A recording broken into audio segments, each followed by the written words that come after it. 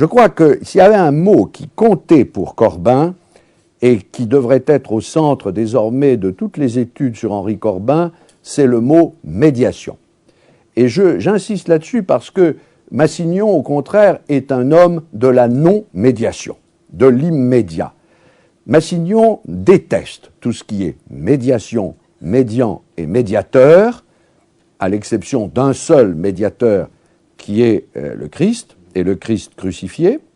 Henri Corbin ne rêve que de médiation, d'instituer des médiations, d'apaiser toutes les contradictions, les conflits et les crises par la révélation de hiérarchie de médiation. À certains égards, la solution de la grande crise née de la théologie dialectique luthérienne, et si vous avez lu le commentaire de Karl Barth sur l'Épître aux Romains de Paul, vous avez dû trembler jusque au fond de vos os parce que il n'y a pas de texte plus désespérant, au moins jusqu'à ces dernières pages, que ce commentaire de Barth, surtout dans sa première version. Donc il a pu vaincre, pourrait-on dire, cette angoisse existentielle présente dans la théologie luthérienne de la croix, chez Barth, chez Kierkegaard auparavant, qui est une de ses grandes sources, par l'instauration d'une pensée de la médiation des mondes médians et médiateurs. Henri Corbin l'a dit de l'Iran, il le répète souvent, l'Iran, c'est le monde de la médiation. C'est l'univers médian entre l'Occident et l'Orient, entre l'Inde et la Grèce, entre l'islam et le monde indo-européen, entre le monde sémitique donc et le monde avestique, zoroastrien, le monde indo-européen à proprement parler. L'Iran, c'est une terre où la pensée et la spiritualité ménagent toujours entre le premier principe, la lumière de gloire, le dieu Hormazd, ou le dieu de l'islam lorsqu'il est adopté, et le monde d'ici-bas, un monde intermédiaire. Alors, je crois que l'insistance ultérieure sur le monde imaginal comme monde intermédiaire, l'insistance sur le monde de l'âme comme monde intermédiaire entre le monde de l'intelligence et le monde matériel est quelque chose qui n'est pas simplement un thème d'étude. D'abord, c'est lié à cette situation de l'Iran comme monde intermédiaire. Il y a un parallélisme évident entre monde de l'âme, monde intermédiaire, monde imaginal, monde intermédiaire, Iran, monde intermédiaire.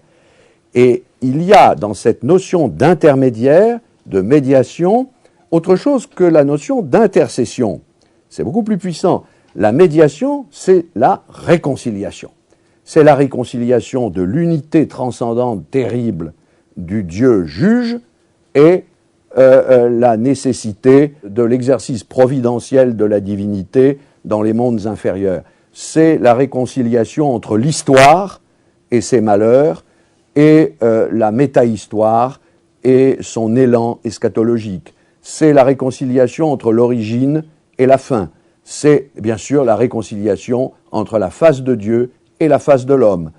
C'est la réconciliation entre l'amour et la connaissance, etc., etc. Il y aurait un livre à faire sur Henri Corbin à partir du concept de médiation. Je propose cela. Tandis que dans ce texte, je dis cela parce que c'est la courbe ultérieure de la spiritualité de Corbin. Mais dans le texte de 1939, il est encore influencé largement par Massignon. Et ce qu'il retient de Sohrawardi aussi, ce sont des éléments tout à fait étrangers à cela, à ce que nous venons de dire, et qui relèvent de la tradition halladjienne. On voit cité par Massignon Hallaj, il relève toutes les occurrences de l'expérience halladjienne chez Sohrawardi, et voici par exemple une prière de Hallaj dont le moins qu'on puisse dire est qu'elle s'oppose à toute médiation. Retire par ton je suis, mon je suis hors d'entre nous deux. Donc si Dieu dit je, il doit anéantir, retire mon je suis, le je, le ana, du fidèle, de l'amoureux, de celui qui l'implore. Sohrawardi, je cite Corbin, observait que Hallaj, demandant à Dieu par ce vers de lui enlever ce dernier reste charnel, donnait dispense plénière aux autres de verser son sang.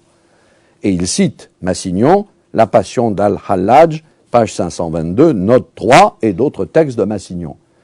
Donc, il est, pourrait-on dire, dans l'horizon hallajien, dans lequel il relève que l'expérience cruciale de la spiritualité, c'est le dépouillement, on pourrait même dire l'écorchement, il y a des termes arabes qui disent cela, et l'anéantissement hors de soi. L'amour est un amour essentiel qui conduit à l'anéantissement de soi.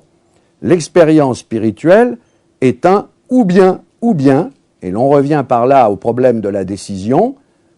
La décision en termes chrétiens, dans la dramaturgie de la théologie de la croix, c'est ou Jésus ou Barabbas, et dans l'esprit de Louis Massignon, c'est ou Dieu ou moi.